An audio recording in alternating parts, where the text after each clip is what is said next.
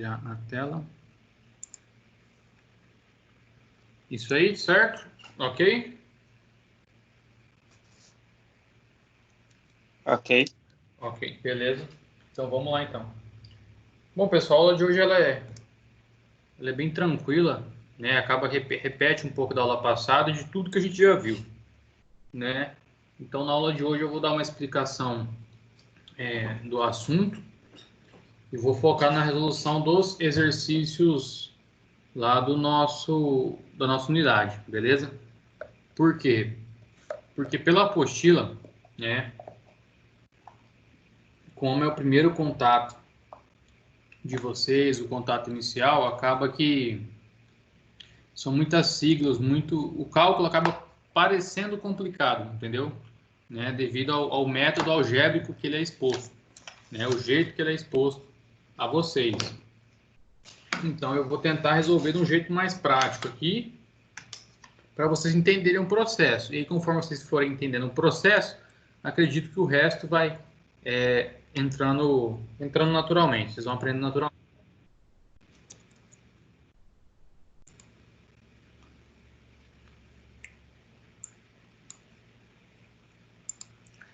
Então, beleza.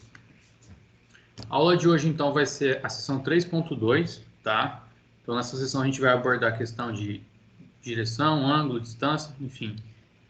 Bem semelhante com a aula passada, só que a gente vai entrar um pouquinho na parte de cálculo aí para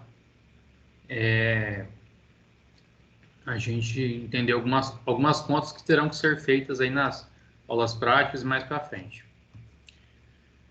Então, né, nessa sessão, a gente vai abordar, além disso, o planejamento e o levantamento de campo, o processamento e ajustamento de observações e a análise do produto obtido por meio da técnica de levantamento topográfico, certo? Então, a gente vai entender um pouco do levantamento, né? A gente vai ver alguns processos, algumas técnicas, a gente vai realizar alguns cálculos. O cálculo de hoje, de acordo com a atividade da sessão, a gente vai aprender, então, a calcular o erro, ver se a medida que a gente fez em campo, né, está aceitável ou não. Vai ter que refazer? Não vai? Enfim, a gente vai entrar nesse detalhe, então.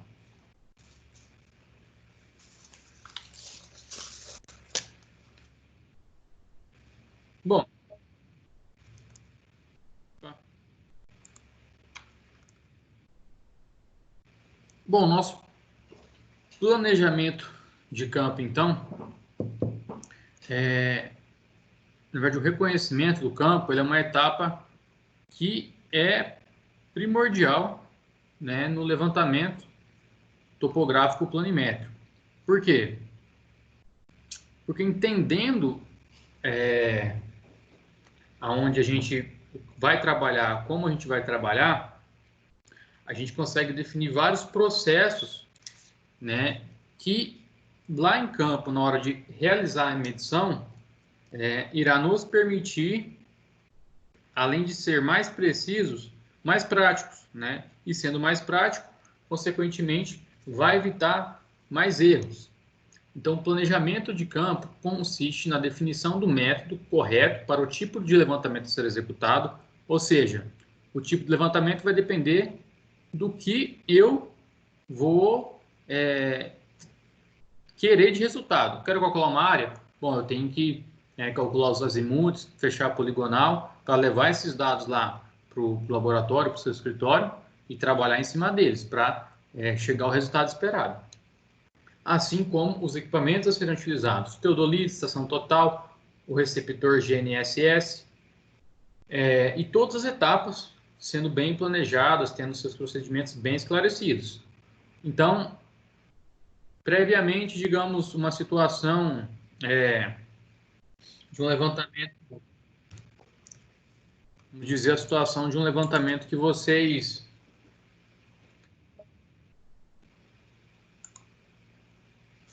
vão medir uma chácara, né? E essa chácara tem alguns pontos de divisa. Vocês conhecem, vocês foram conversar com o proprietário que solicitou o serviço de vocês, e vocês sabem onde ficam as divisas, demarcadas por cercas, enfim, seja lá o que for. Então, previamente, você já consegue esboçar o polígono que você vai representar, polígono no caso, seria a área, certo? Só que não quadrada, exatamente quadrada ali, retangular, enfim. Ela seria em forma poligonal, porque ela não é uma forma perfeita. E aí você consegue elaborar. Bom, eu vou do ponto 1, vou marcar o norte, depois vou para o ponto 2, para o ponto 3, certo? Então você estabelece uma rotina de campo, né, para você chegar no resultado que você quer. Então, tendo tudo isso bem claro, bem esclarecido, a chance de você errar, ela é bem menor. Até porque eu dei um exemplo de uma chácara. Então, por exemplo, imagina que essa chácara, esse sítio, né, o levantamento dele é uma área bem isolada, digamos 150 quilômetros de distância da cidade. E você foi contratado para fazer um desmembramento, certo? Só que você entende de topografia e quer fazer o levantamento topográfico, ver se é tudo certo, né? Calcular a poligonal, lançar no AutoCAD para fazer a divisão, né, dos membramentos certinho dessa chácara. Então imagina que você não tem bem definido o que você vai fazer. Se você não tem bem definido o que você vai fazer, você vai ter problemas aí na questão de que equipamentos levar. Sendo assim, chegando lá, você pode deixar algum equipamento para trás, ou seja, vai atrapalhar a sua medição, ou vai faltar dado. Enfim, acho que já dá para ter uma ideia da dimensão, né, de que a falta de planejamento, as consequências que a falta de planejamento de campo trazem para um levantamento, um estudo topográfico, certo? Uma das maneiras de sanar esses problemas é a elaboração de checklists, ou seja, faz uma lista de verificação. Não, eu preciso levantar a altimetria? Não, então eu vou levar o teodolito, eu vou levar a mira, eu vou levar o nível, eu vou levar isso, certo? Vou colocar tudo certinho. Preciso de treino, não preciso, treino na laser, fiz o checklist de equipamento. Qual que é o processo? Eu vou montar isso, fazer isso, para isso no ponto 1. Coletei todos esses dados do ponto 1 no checklist, né? Vi o azimuth, fiz tudo certinho. Beleza, vou para o ponto 2. Faço outro checklist, certo? Porque o levantamento topográfico acaba que ele pode englobar uma quantia de informações tão grande, né? Que com o checklist ali, você vai só marcando que fez, né? Tudo ok. E aí lá na frente você está garantido que não ficou nada para trás, né? Não ficou nada esquecido. Às vezes é um dia que você está com sobrecarga de serviço, pode ser que fique realmente para trás algum ponto. Então essa é um dos pontos muito importantes. A definição do método de poligonação a ser utilizado no campo poderá proporcionar vantagens em comparações a outros métodos de levantamento, como triangulação, trilateração, trianguloteração e posicionamento por satélites. Então, o que é um método de poligonação? É o jeito que você vai traçar as suas linhas, as suas retas. Deixa eu já avançar aqui para a gente ter uma ideia do exemplo. Então, por exemplo, a gente tem aqui a triangulação, ou seja, num polígono, que é esse aqui, ó, que essas aqui são as linhas de divisa, eu posso traçar triângulos, né? Já a trilateração de um vértice, ele se liga em todos os vértices possíveis. Cada vértice se liga na maior quantidade de vértices possível. Ou poligonação. De um ponto, eu vou para outro ponto, né, que são os vértices, venho para esse, e com isso eu vou traçando também alguns dados. Só que você tem que entender qual que você vai fazer. Para quê? Para marcar os pontos certos, né? Para ter a referência correta, saber o que você vai levantar, porque cada método vai exigir um tipo de dado, querendo ou não. Então, se você não sabe o método de levantamento que você vai fazer, você pode falhar na coleta de informações. E ainda a parte de posicionamento de satélites aqui, que pode acontecer de você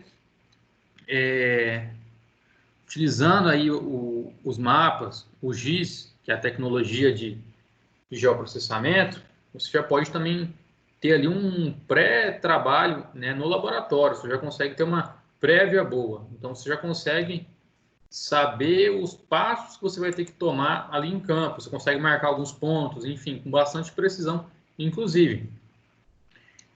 Então, quais são as vantagens de definir o método de levantamento. Menos trabalho de reconhecimento de campo, você já sabe o que você vai fazer, não precisa ficar pensando.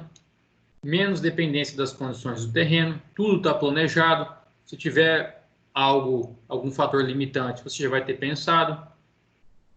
Independência de figuras geométricas, ou seja, você não fica preso a dados geométricos, você consegue ampliar a sua gama de informações, facilmente adaptadas às condições de projeto, para que os pontos de controle fiquem próximos aos elementos a serem visados. Ou seja, o exemplo de uma chácara. De um ponto a outro, além de ser uma distância muito grande, pode acontecer de ter uma árvore, ter uma mata, alguma coisa. Então você, igual eu falei, previamente você já consegue definir os pontos que você vai estar levantando. Então, digamos, o ponto 2 não vai ser possível em tal região. Deixa eu voltar aqui para o quadro. Então, imagine aqui, ó, né, eu tenho aqui os pontos. E o que acontece? Eu estou marcando, aqui tem uma região de mata, digamos, né? Aqui tem uma mata. Então, e aqui é a divisa. Né? Um pouco da mata é de uma pessoa, um pouco da mata é do outro. Eu não consigo mirar desse ponto aqui, digamos, 1, 2, 3, eu não consigo mirar num para o 3, né? Porque tem a mata na minha frente, então eu tenho que fazer um auxiliar aqui, que é o 2. Então, eu vou para o 2, o 2 para o 3. E assim eu vou traçando, eu vou desenvolvendo o jeito que eu quero elaborar, coletar esses dados para ter o resultado que desejo.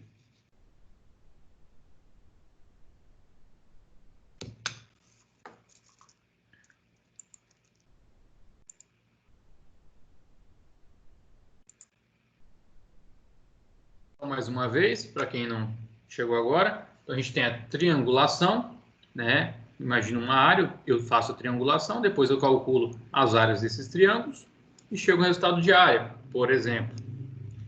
Certo? Trilhateração também posso chegar a esse resultado. Poligonação eu consigo... Poligonação é muito utilizado, às vezes, no levantamento de áreas muito grandes, né?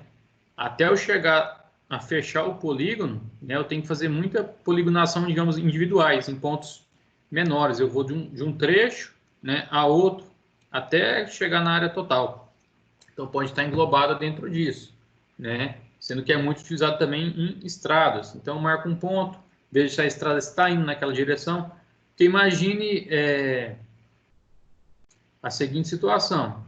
1 grau que você erra num dimensionamento de uma estrada, 1 grau.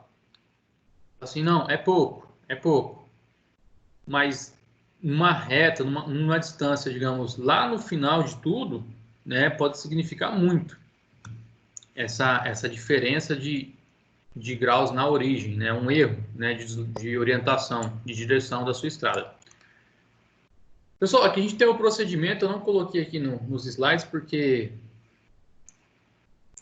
é um procedimento um pouco grande, acho que é melhor até para vocês olharem na apostila. Deixa eu já abrir aqui, já deixei aqui. O que acontece? O nosso material traz, então, de procedimento. Ele serve, né, ele traz alguns passo a passos para orientar alguns procedimentos durante a análise topográfica. Então, aquele dia que a gente teve a aula prática, vocês receberam um teodolito ali pronto, praticamente, né? Teve alguns que tiveram que ajustar, enfim, teve alguns detalhes. Mas, nas próximas aulas práticas, o ideal é que vocês que peguem o equipamento, vocês que façam todo o manuseio dele e coletem os dados, tá certo? Então, quais são os procedimentos, né, que são feitos? Primeiro, o tripé deve ser aberto e posicionado sobre o ponto de apoio. Lembra que a gente olhava numa mirazinha e tinha que colocar, ajustar o teodolito para que aquela mira ficasse em cima do ponto? Esse é o ponto de apoio. Cravar as pontas do tripé, né? Para quem lembra, para quem não lembra, ele vai ter um detalhe ali do lado, como se fosse um apoio para o pé mesmo, que a gente pisa e ele crava no chão, né, o tripé, fazendo com que ele não se mova. Isso ajuda a evitar, inclusive, erros. Depois, a base do tripé deve estar nivelada na horizontal, certo? E posicionar o tripé de forma que possibilite visualizar o ponto.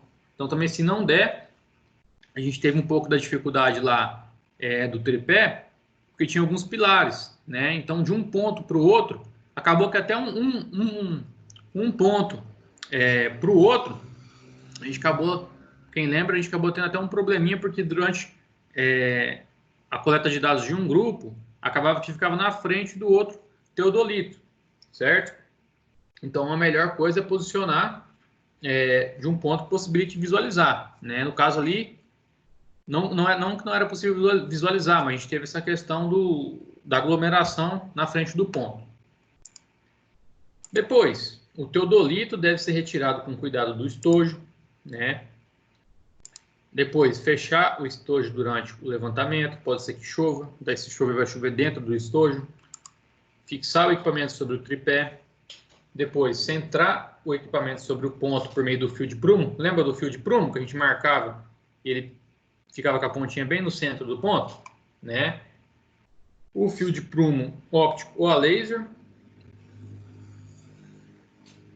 Depois, nivelar o equipamento antes da medição, que a gente faz um nivelamento grosseiro. Lembra que tinha um nível que ele era...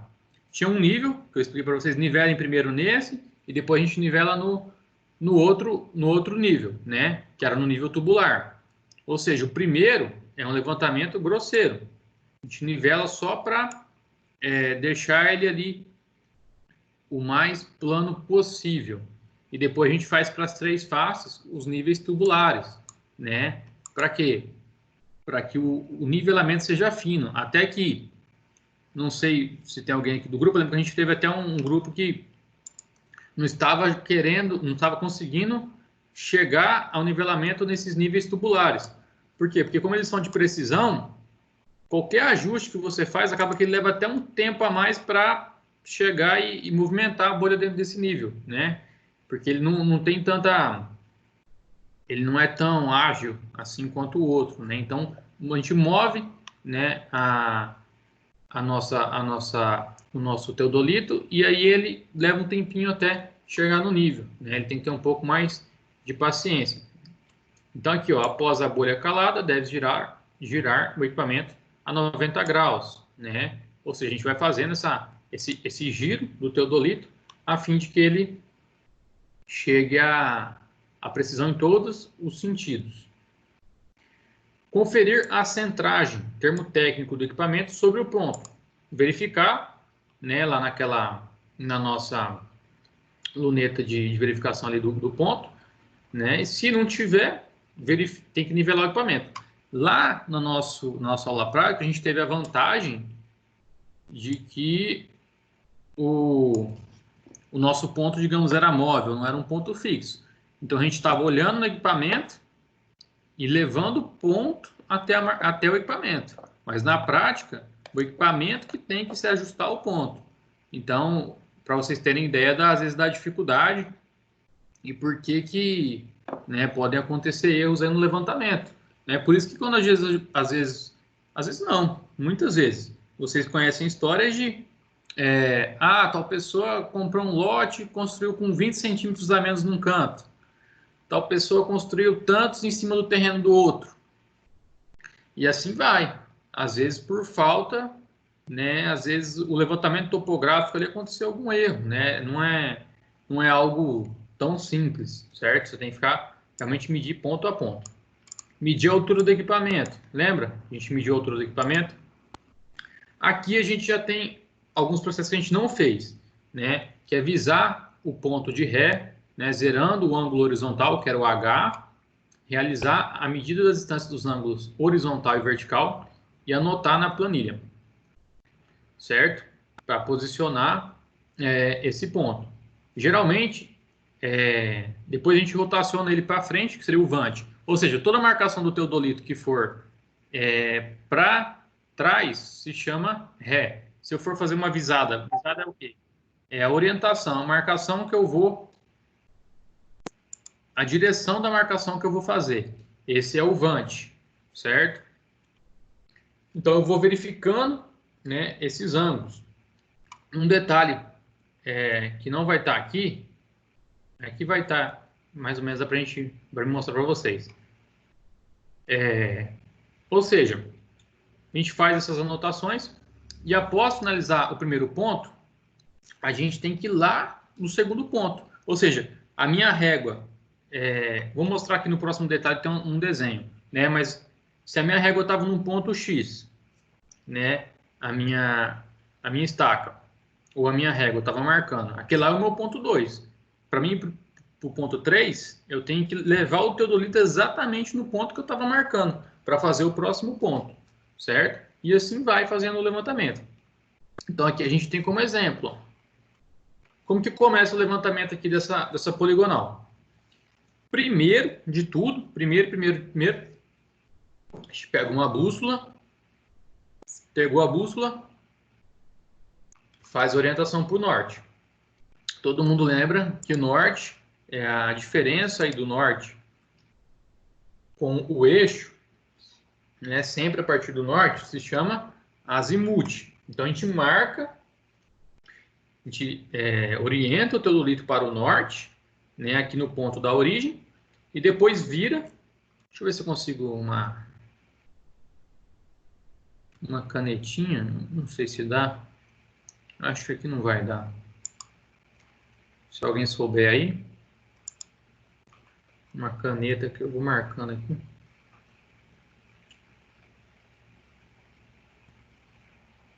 Não sei. Mas seria interessante.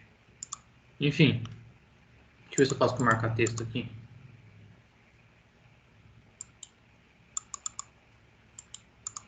Eita. Não deu certo.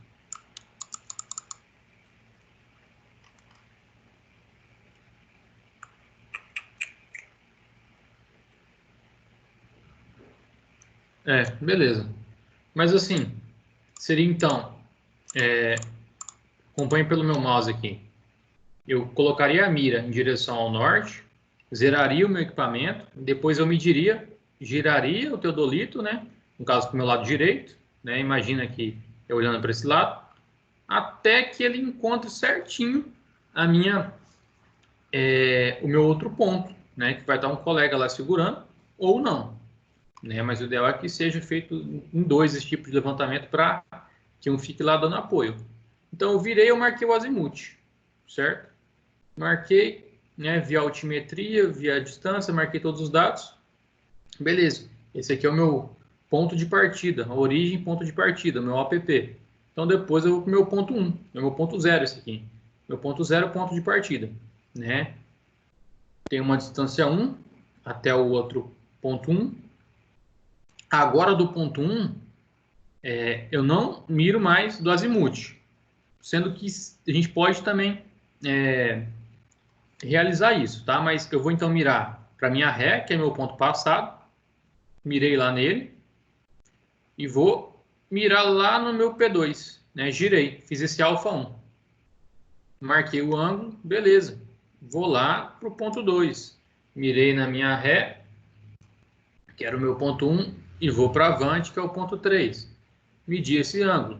Então, com todos esses dados, essas informações, é possível, né, chegando a medidas de distância, a medidas de área, dependendo do resultado que a gente quer, a gente vai então levantando esses dados, sendo que a NBR classifica o que? As poligonais. Igual eu falei ali, falei na aula passada até, né? Tem a principal, que seria o eixo, né, de informação. Poderia ser as divisas, né? Elas são pontos principais do meu levantamento. A secundária, né? Que eu posso, às vezes vai ter algum elemento aqui me atrapalhando, então eu consigo fazer uma poligonação aqui, né? Que eu, em vez de fazer o ponto 1, eu faço o ponto 1, um outro ponto, né? Deslocado aqui, que me permita, né? Obter informações desses outros pontos. Por às vezes algum fator, às vezes até topográfico, né? E auxiliar, que vai se basear nos pontos de apoio também, tá? Sendo que as poligonais, elas podem ser abertas, tá? Desse tipo aqui. Então, da origem, vou para o ponto 1, né? Depois do ponto 1, Ré, Ivante, Ré, Ivante, e assim por diante. Ou fechado, né? O levantamento que a gente vai tentar fazer lá na universidade vai ser uma poligonal fechada. A gente vai tentar, né, determinar uma área daquele gramado. Aquele gramado ele não tem um... ele é irregular, né? Então a gente vai tentar determinar essa área do gramado, beleza? Quando a gente retornar aí às aulas práticas.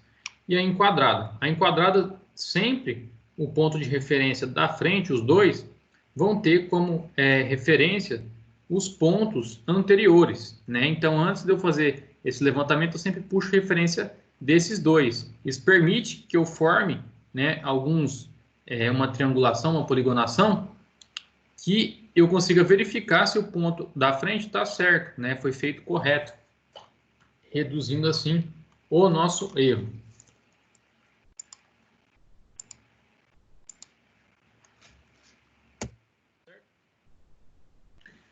Então, normalmente, na verdade, assim, o processamento de ajustamento e observações. Deixa eu ajustar isso aqui já. Observações. Observações.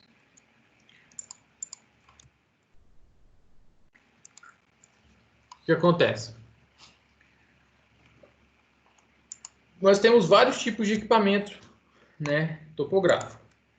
Sendo que, quando for feito por uma estação total, igual eu falei, ela contém um microprocessador, né, que vai ajudar ali nos cálculos, enfim. E esse microprocessador já ajuda na coleta e organização desses dados. Então, depois, com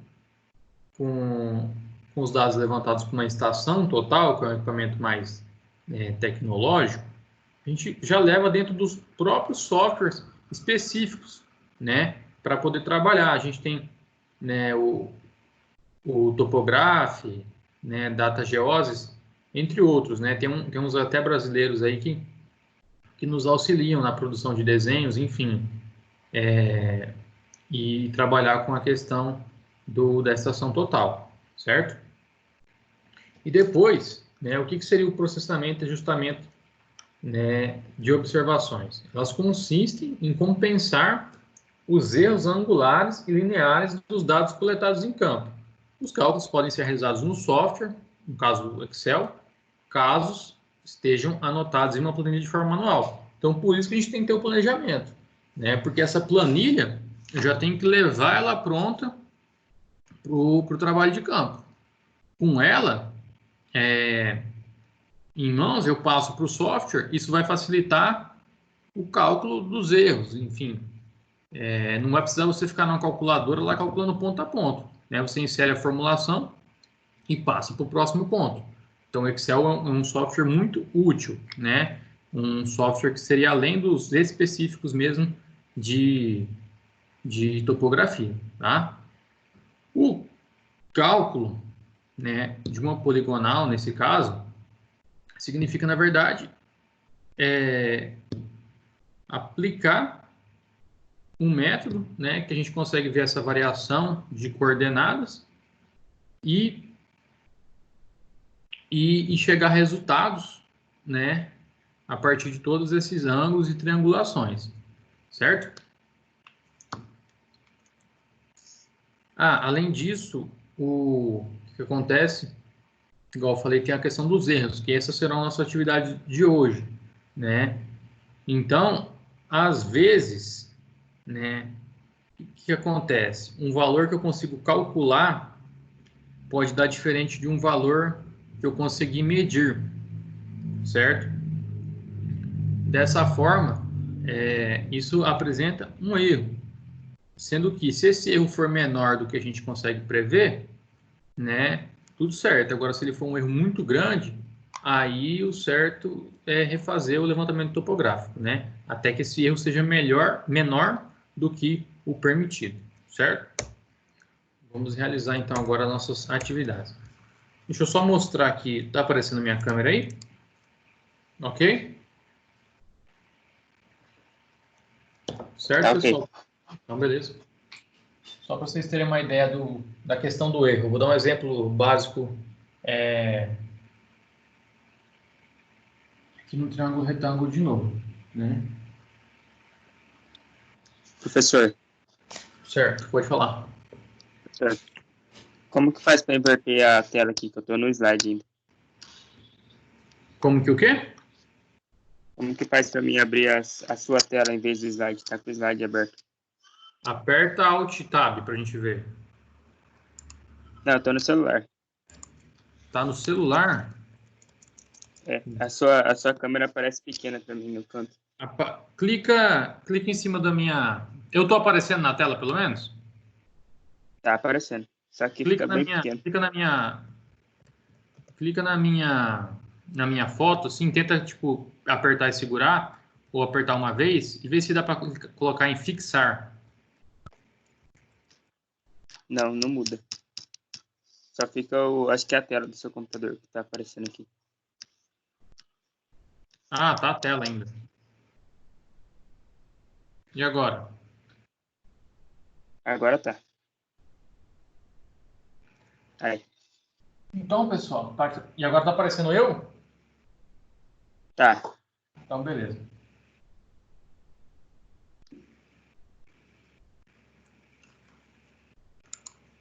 O que acontece? Aqui a gente tem um exemplo de um triângulo retângulo que todo mundo conhece, certo? E imaginem, então, a seguinte situação, né?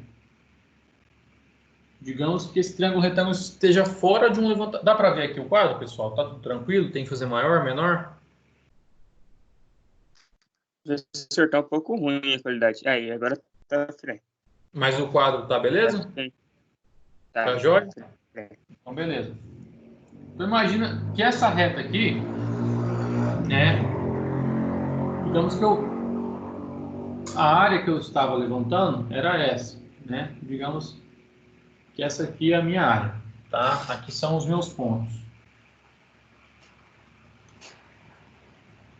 Vou tentar dar um exemplo um pouco fora do contexto, mas acho que dá para vocês entenderem a questão do erro, né, de cálculos. Lá em campo, a gente chegou, né, pelo processo, né, viu que desse ponto aqui, vou colocar esse ponto como 1, tá?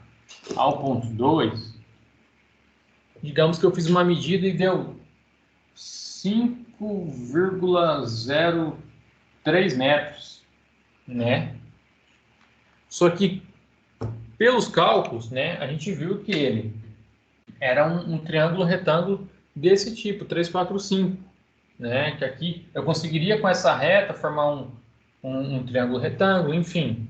Por meio de cálculos, eu tenho certeza de que essa distância aqui, na realidade, é 5 metros, né?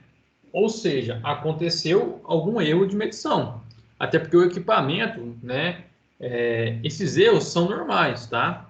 No caso, até a tolerância, até o limite, né? Eles não podem ultrapassar determinados valores, entendeu? Mas ele tem como o equipamento não é um equipamento preciso, tem a sua precisão, logo o erro é permitido, né? Mas porém tem uma tolerância. Então a gente tem certeza que isso aqui é 5, né? Mas a gente viu lá em campo que é 5,03. Logo a gente sabe que a gente tem um erro de 0,03 metros, tá? Então agora a gente vai aprender a calcular esses erros e, né, ver a tolerância, ver se eles são aceitáveis ou não. Isso pela própria atividade da apostila.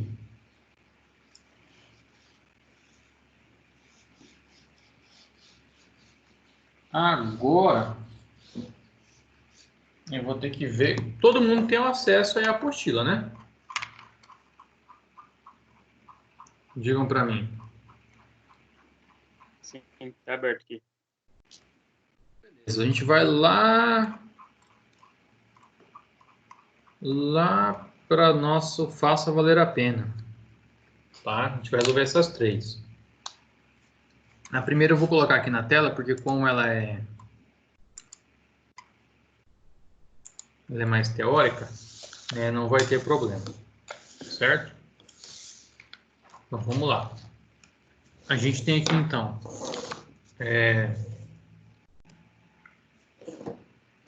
tá aparecendo, certo? A gente tem aqui a NBR 13133 de 1994, especifica um levantamento planimétrico como levantamento dos limites e confrontações de uma propriedade, pela determinação do seu perímetro, incluindo quando houver o alinhamento da via logradouro com o qual faça frente, bem como a sua orientação e amarração a pontos materializados no terreno de uma rede de referência cadastral, ou no caso de sua inexistência, a pontos notáveis estáveis às suas imediações, quando esse levantamento se destinar à identificação dominial do imóvel, são necessários outros elementos complementares, tais como perícia técnico-judicial, memorial descritivo, etc. O que isso aqui quer dizer, assim, para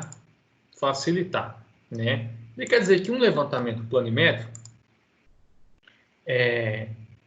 a gente determina, né, a região de uma propriedade, né? E quando houver uma rua ou algo que confronte a frente, né, desse imóvel, dessa propriedade, que a gente represente. Mas isso aqui, até, o que a gente viu que a topografia é? É representar o local. Então, tudo que eu quiser representar aqui no levantamento topográfico que eu estou fazendo, que vocês estão fazendo, vocês podem representar. Tudo que vocês julgarem relevantes para o seu estudo ou relevante para o objetivo, né, do levantamento. Ou seja, às vezes você vai construir, não sei, você vai ter uma obra ali e porventura tem uma fossa, né? Ou seja, essa fossa é interessante estar no levantamento topográfico, a posição certinho, o recuo, né, ali dentro do lote, ela está em que local? Por quê? Porque dependendo do local, ou ela vai ter que ser aterrada, vai ter que ser modificado o local, enfim, né, dependendo do objetivo, você vai ter que prever isso no seu estudo topográfico. É um elemento que está na topografia. Então, é isso que ele fala, né? Incluir, né, a rua logradouro que faça frente, bem como a sua orientação e amarração a pontos materializados de uma rede de referência cadastral. Ou seja, a partir de um datum, né, uma rede de referência cadastral, eu pego, né, e falo, ó, daquele ponto, daquela marcação, esse ponto 1, ele está georreferenciado a tal distância, a tal posicionamento, esse ponto 2 está a tal diferença, tal posicionamento, tal altitude, enfim, todos os dados de cada ponto. E quando não houver uma referência para mim georreferenciar esses pontos, eu posso usar pontos notáveis e estáveis às suas mediações. Então, às vezes, eu encontro algum ponto interessante que me permita referenciar a minha análise, né? Então, às vezes, ele tem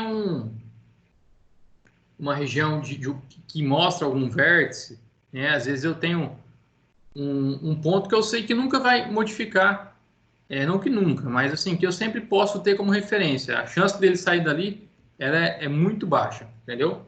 Para a gente conseguir fazer o levantamento. E depois ele fala, quando esse levantamento se destinar à identificação dominial do imóvel, são necessários outros elementos complementares, né? Que às vezes é questão de desmembramento, às vezes é questão de perícia de levantamento de custo, quanto que vai valer, né? Quanto que vale o seu imóvel, é um laudo técnico, às vezes como é que fala? Quando algum ente da família morre, né, tem que fazer, tem que levantar todo o patrimônio da família, enfim.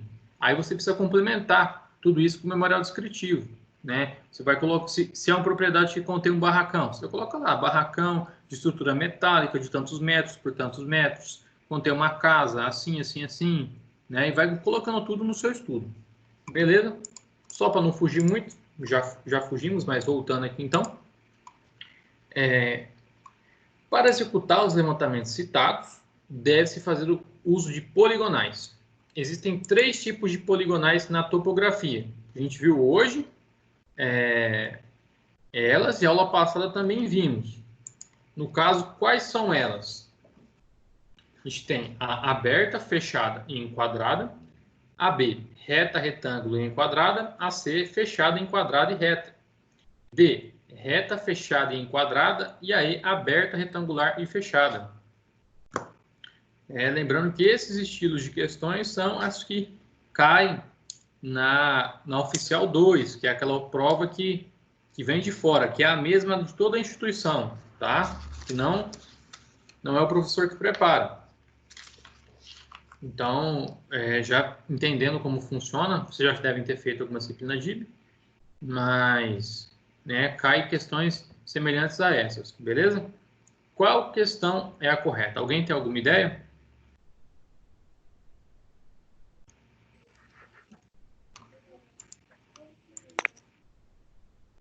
Deixa eu abrir aqui. O som tá baixo. O Igor.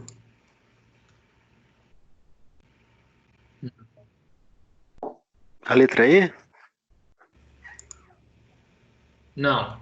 A resposta correta, obrigado pela resposta. A letra E vai estar certa até a parte do aberto, tá? É que a poligonal ela pode ser fechada, né? Ela pode ser uma poligonal fechada. E pode ser retangular, tá? Mas isso não é o tipo de levantamento. A poligonal ela pode ser aberta, fechada e enquadrada, tá? Igual a gente viu aqui. No caso aí a fechada está correta, tá? Falhei ali. Tá? Cadê? Aqui. Então a gente tem a aberta, enquadrada e a fechada, tá? Que a enquadrada ela é muito semelhante à aberta, só que o que muda dela é a questão dos pontos de referência, é sempre 2 a 2, né? Os dois pontos os dois próximos pontos estão com referência aos 2 pontos anteriores e assim por diante. Então isso que muda da enquadrada, tá? Resposta, letra A.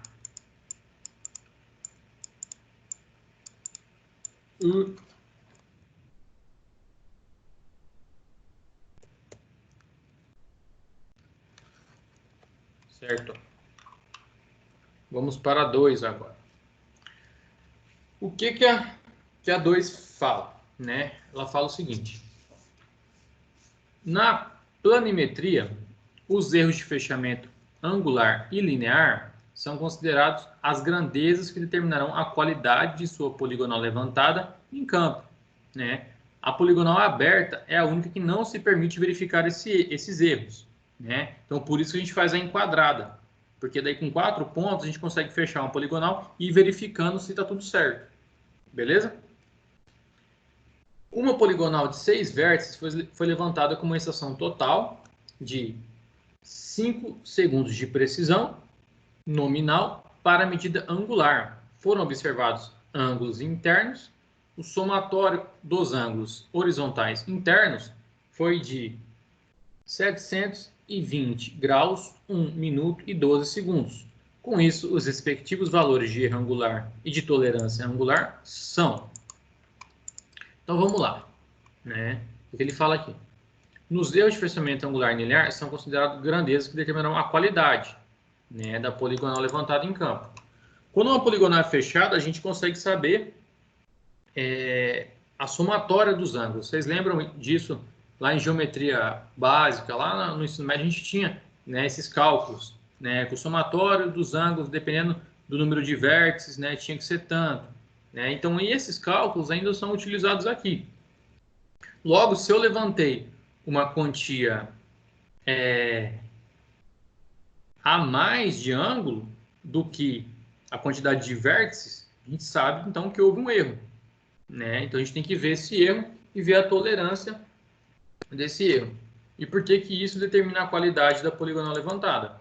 Porque quanto menos erro, quer dizer que mais preciso você foi. Né? Ou seja, o seu resultado foi mais preciso ainda. Entretanto, se estiver dentro da tolerância, tá beleza. Então, a gente vai começar com os valores, tá? Primeiro de tudo, deixa eu vir aqui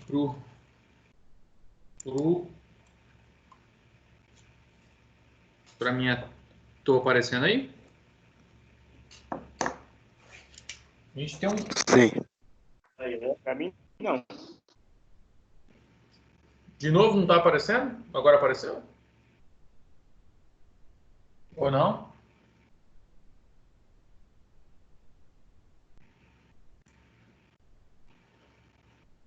Tá. Ainda não. Deixa eu voltar lá e voltar aqui.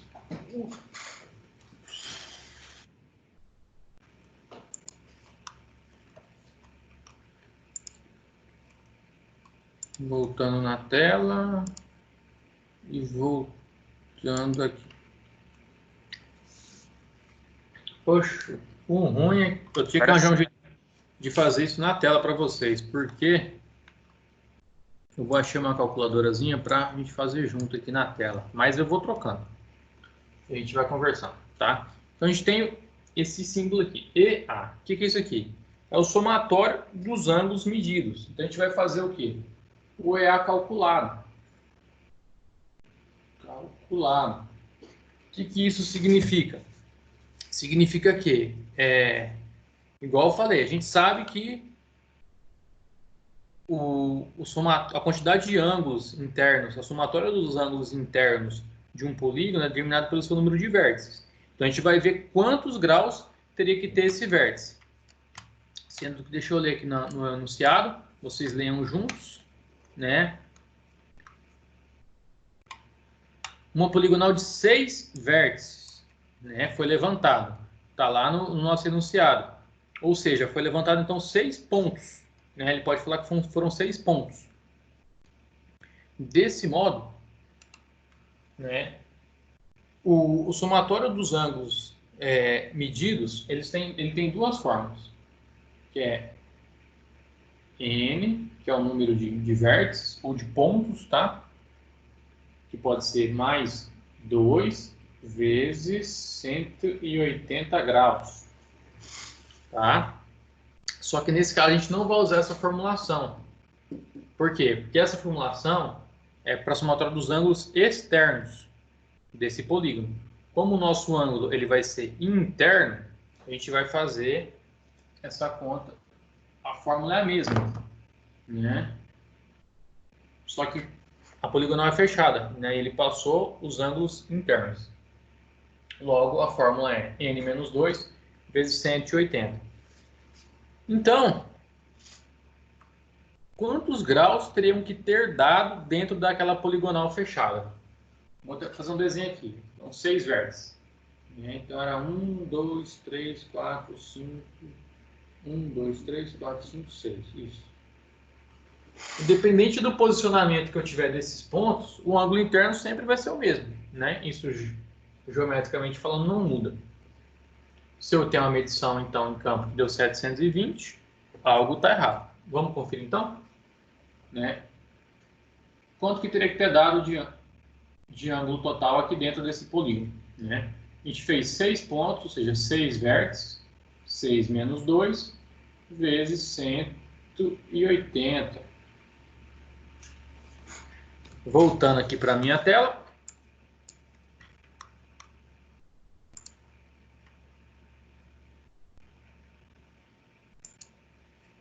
Desse jeito aparece como? Aparece, não, eu não apareço junto, né?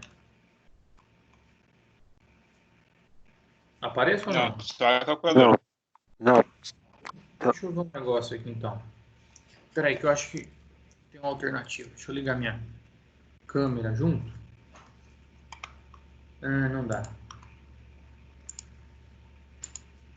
Deixa eu ver então. Deixa eu bloquear minha câmera aqui. Tem que colocar minha câmera na tela. Câmera.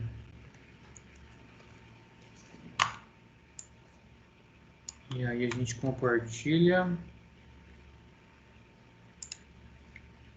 nossa tela Tela 2.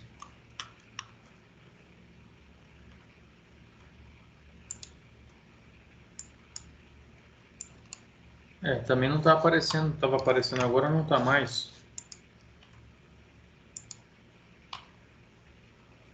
Deixa eu bloquear. Para vocês não aparece também não, né, pessoal? Não, tá preto. Isso daqui quer dar certo. Deixa eu ver se eu tento só mais uma vez e a gente continua.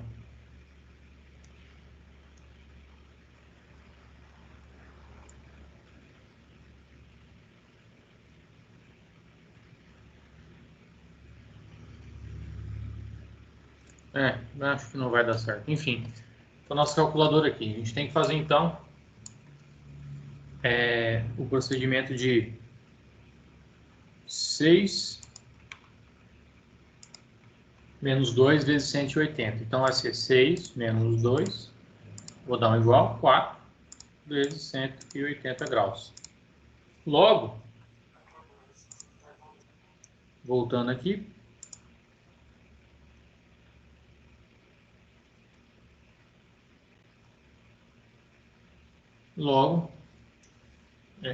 a minha somatória de ângulos internos teria que ser 720 graus, correto? Tá, porque é um polígono de 6 vértices. Só que agora a gente vai ter que ver o erro angular, né?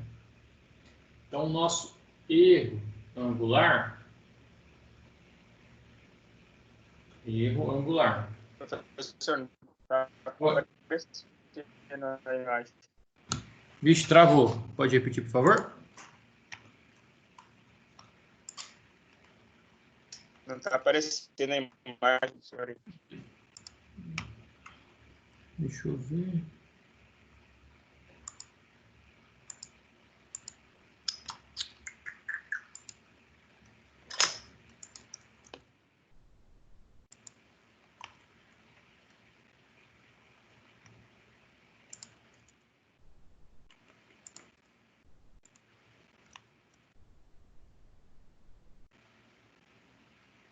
Deixa eu só verificar mais um recurso aqui.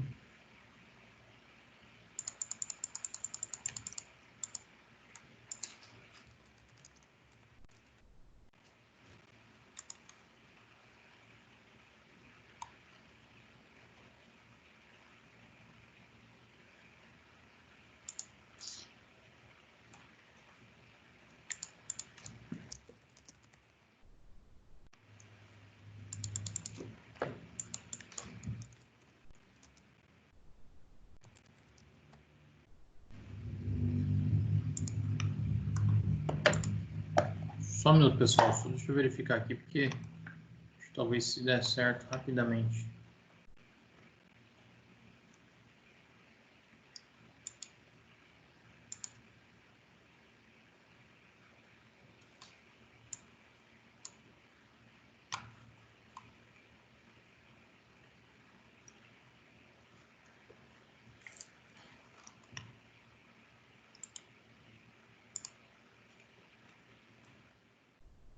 Agora eu estou aparecendo aí ou não? Deixa eu ver tela 2. Ainda não. Agora. Tá. Agora acho que fica melhor. Agora tá aparecendo os dois. Então vamos tocar assim que fica... Deixa eu ver se consigo colocar até mais um aqui.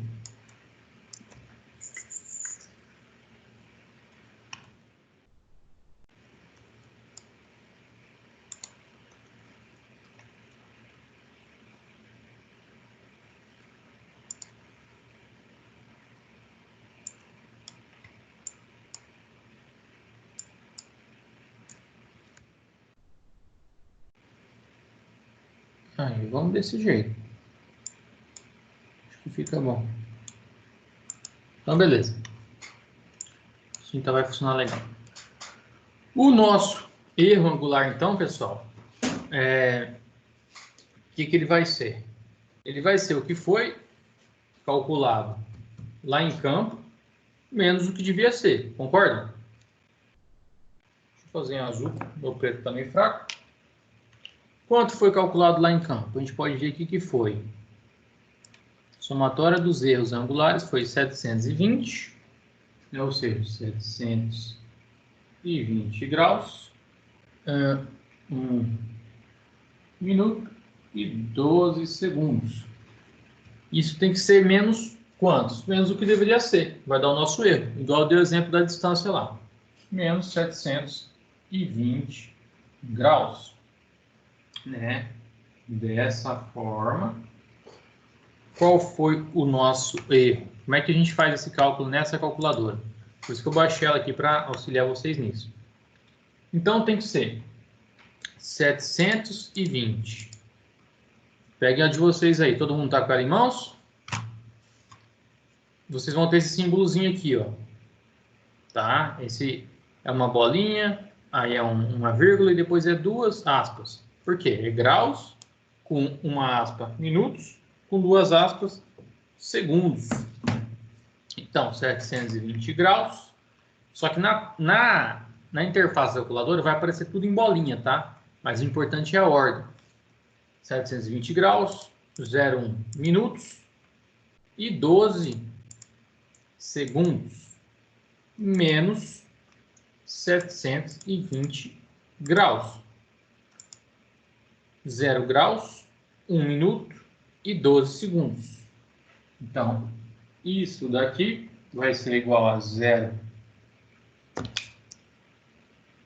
graus, 1 minuto e 12 segundos. Essa conta é um pouco óbvia, porque era 720, menos 720, enfim. Mas para entender o raciocínio do erro, certo? Então, né, o nosso erro, né, é esse. Agora, a gente já pode ver aqui que a gente precisa do quê? Do valor de erro angular e tolerância angular. O erro angular é esse aqui. Né, 1 minuto,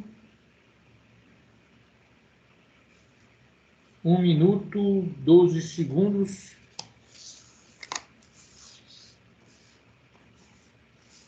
Espera aí que nem está aparecendo ali, não tem?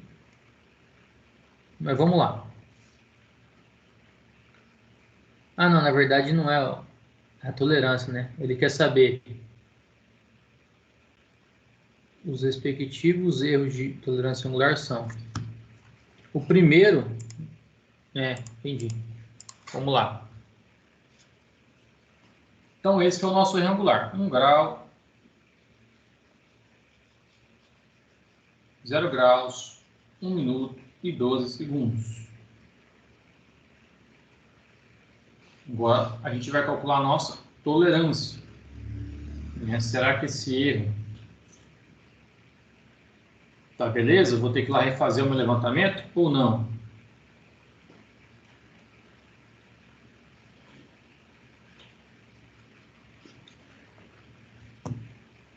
Já a minha tolerância angular é determinada por esse símbolozinho aqui. EA é igual a P vezes raiz de M, né? Que P é a precisão e o M vai ser o número de ângulos ou o número de vértices, tá? A gente tem então 6 pontos, serão 6 ângulos. 1, 2, 3, 4, 5, 6, correto? Aqui dentro do nosso polígono.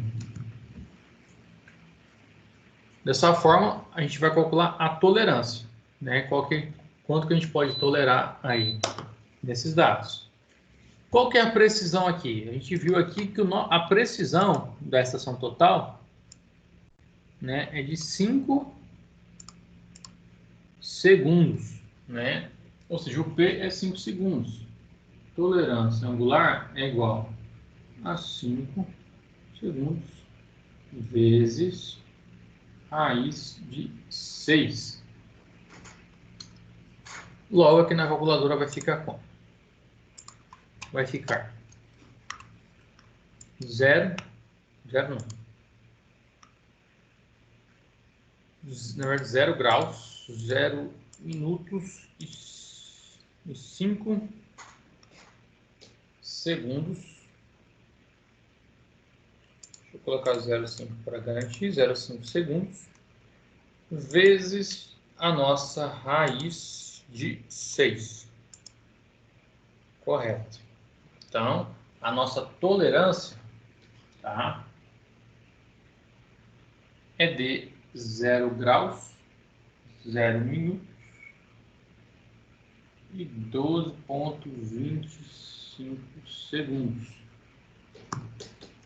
Se o nosso valor deu maior que esse, o correto é a gente, né, maior do que é tolerado, o correto é a gente, então, refazer o levantamento topográfico. Porém, né, com isso, os respectivos valores de R angular de tolerância angular são, né, o EA é 720 graus, que é o somatório dos ângulos internos, tá, que a gente fez ali, e a tolerância foi de 0 graus, olha lá, 0 graus, 12, 0 graus, 0 minutos e 12,25 segundos, né? Logo, a nossa questão correta é a letra B. Cadê? Aqui. Certinho? Vamos então para a nossa questão número 3. Deixa eu ampliar aqui para ler. Vamos lá.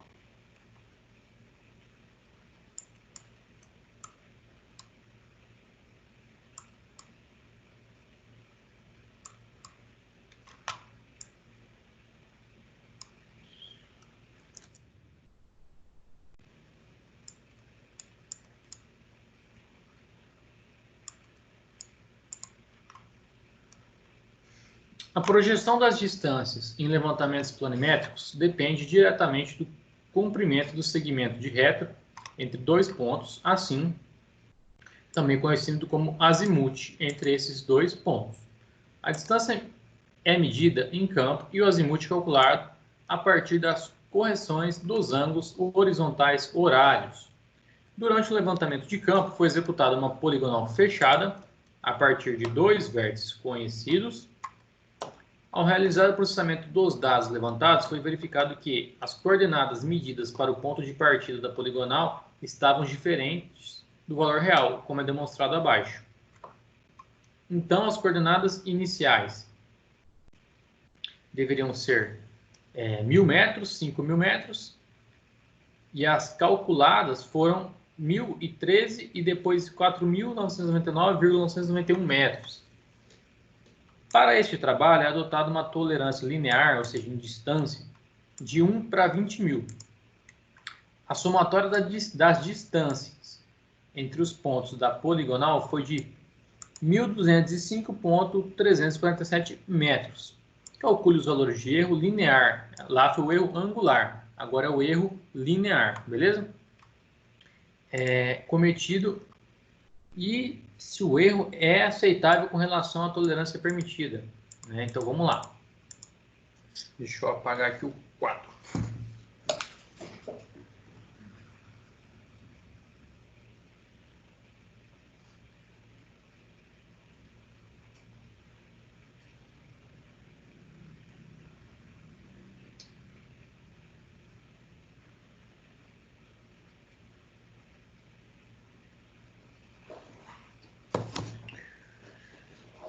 Certo. Então, primeiro de tudo,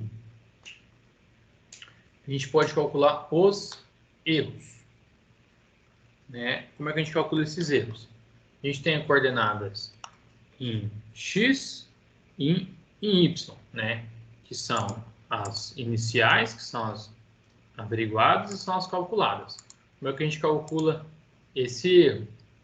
Né? A gente vai fazer, então, o erro em x. Deixa eu colocar essa fórmula para vocês, tá? Igual eu falei, são dados às vezes um pouco confusos, são muitas letras, muitos números, mas a fórmula é o seguinte: erro em x é igual a x do ponto A calculado menos, né, a distância do ponto A. Erro em y é igual a y calculado do ponto A menos YA. Ficou feio aqui. Certo. Então, essa é a fórmula do erro linear. Certo? Então, a gente tem que calcular o erro linear em x e em y. Em x, deixa eu ver até onde vai. Vai até o final. Vai ser o quê? O ponto x, né, a distância x do ponto A calculada foi de quanto? 1000, né, 1000,013 menos o calculado, que é 1000. E para y foi 4.999,991 menos 5.000. Beleza, né? Então a gente vai ter o nosso erro em x, erro coordenado em y, tá? O primeiro de todos.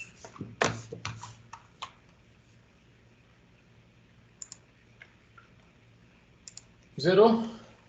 1000.013 menos 1000. Se a calculadora de vocês der esse resultado,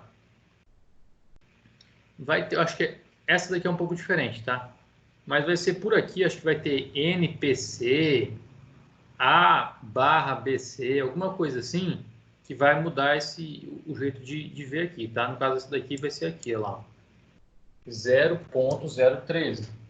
0.013 metros. Em Y, o nosso dado vai ser 4.999.991 menos 5.000. Trocou? Que vai ser menos 0,009. Não estou conseguindo fazer aparecer. Ele acabou arredondando aqui, mas tá nada não. É isso aí. Metros. Então, esses são os nossos erros. Tá? Só que agora a gente tem que calcular, né, a nossa tolerância, né, para verificar se esse erro linear está aceitável dentro da nossa tolerância. Beleza? O erro se chama erro planimétrico, que é o que vai auxiliar a gente a calcular, né, a tolerância e a precisão aqui do exercício. Ele é determinado por... Deixa eu colocar isso daqui em cima. EX é igual a 0,013 metros e Y é igual a menos 0,009 metros.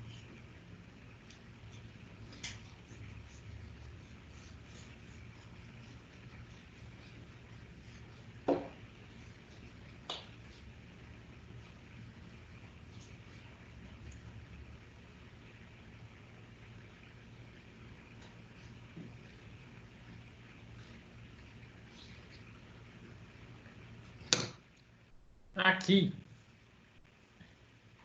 o erro planimétrico ele é igual a raiz de EX ao quadrado mais EY ao quadrado, tá? E que a nossa tolerância, tá? Ela vai ser igual a 1 sobre Z, em que o Z ele é determinado por a somatória das distâncias sobre o nosso EP, que é raiz de EX ao quadrado mais EY ao quadrado. Por que a gente vai inserir, né, isso dentro da raiz aqui dentro da nossa fórmula? Porque esse dado, né, como ele é raiz, enfim, ele contém infinitas casas decimais. Pode ocorrer, pode também ser redondo. Mas, se a gente arredondar, pode dar diferença no resultado, beleza? Então a gente vai calcular. A gente sabe aqui, ó, ele falou que a somatória das distâncias das poligonais foi de 1.200, né? 1.205,347. 347, correto? Metros, tá? Isso aqui a gente vai inserir direto na informação, que é o EX e o EY, beleza? Então Z vai ser igual. Voltando à nossa calculadora.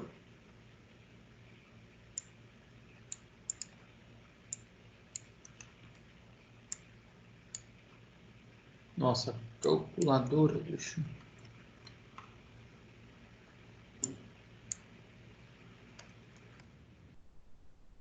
Assim fica interessante. Tá. Então vai ser 1.205,347 dividido, vou colocar entre parênteses, 0,013 ao quadrado, mais, eu não vou colocar mais depois menos 0,009, porque menos 0,009 vai dar positivo do mesmo jeito, tá? Eu já vou colocar direto para facilitar aqui na calculadora. Isso evita de a gente encontrar erros, tá? Quer dizer, evita a gente de ter erros. Fechou. Igual. Ah, não tirei a raiz, hein? Aí deu ruim. 1.205,347 dividido por raiz, agora sim, abre parênteses, 0,013 ao quadrado mais 0,009 ao quadrado, fechou parênteses. Isso aqui. Então, o nosso valor, tá? Aqui, de Z vai ser igual a 76.232,83 metros, tá? Esse valor não vai influenciar tanto. Então a gente pode deixar, pode arredondar tipo as casas decimais, pode deixar 76.233, tá? Logo, nossa precisão, nossa tolerância é de 1 sobre Z, tá? Dessa forma vai ser 1 sobre 76.233. Dessa forma, a tolerância que a gente pode adotada, no caso a permitida, é de 1 sobre 20.000. qual número que é maior? No caso, se eu dividir 1 por 76 mil, ele vai ser menor do que eu dividir esse número por 20 mil, certo?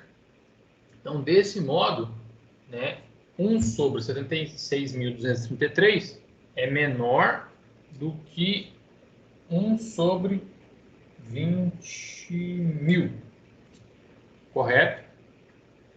Logo, né, esse valor está menor do que o aceitável, né? Está bem menor do que o que é aceitável. Logo, o meu levantamento está bacana.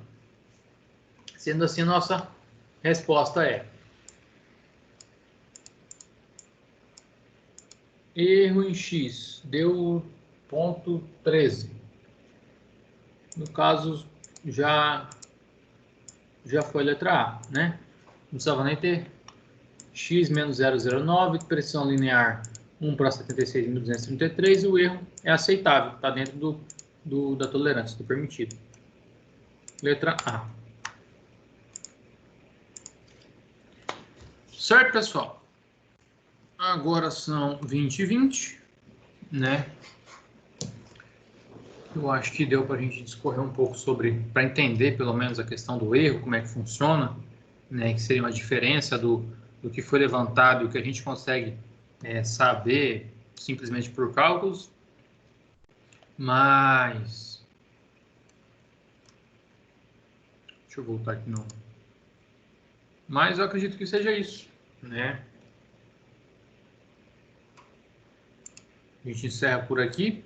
Qualquer dúvida, qualquer questão, deixa eu perguntar mais uma vez para quem está aqui. Já fizeram a prova? Tudo ok? Não deu certo? Deu? Não deu? Eu vou fazer a sua prova ainda. Vai fazer, beleza. Está liberado lá. Até agora não tive nenhum feedback acho que de ninguém da turma. Não tenho certeza, mas quem for fazer pelo celular, tente deixar na horizontal, tá? Número 2.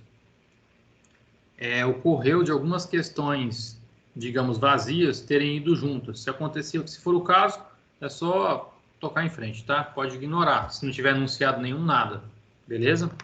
Se tiver alguma coisa, perguntando alguma coisa e não estiver aparecendo, às vezes é porque você está no celular, então não vai aparecer. E se ocorrer qualquer outro problema técnico aí no geral, também entre em contato comigo. Correto? Vou deixar até meu contato aqui já na tela.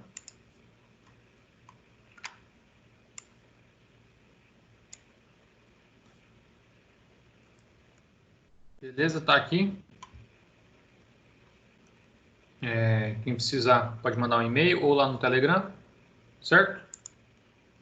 Pessoal, até a próxima. Eu acho que se nada mudar, se nada ocorrer, semana que vem vai ser nossa última aula online e a gente já volta para nossa aula presencial e já regulariza, a gente vê o que tem que ver, tira a dúvida, enfim. Depois a gente vai resolver tudo, tá? Não se preocupem quanto a isso, né? O que a gente puder fazer para não deixar vocês sem o conteúdo, a gente vai fazer. Beleza? Até mais então, pessoal. Até mais, professor. Boa noite. Boa prova a todos. E uma boa semana. Boa noite, Obrigado. Boa noite.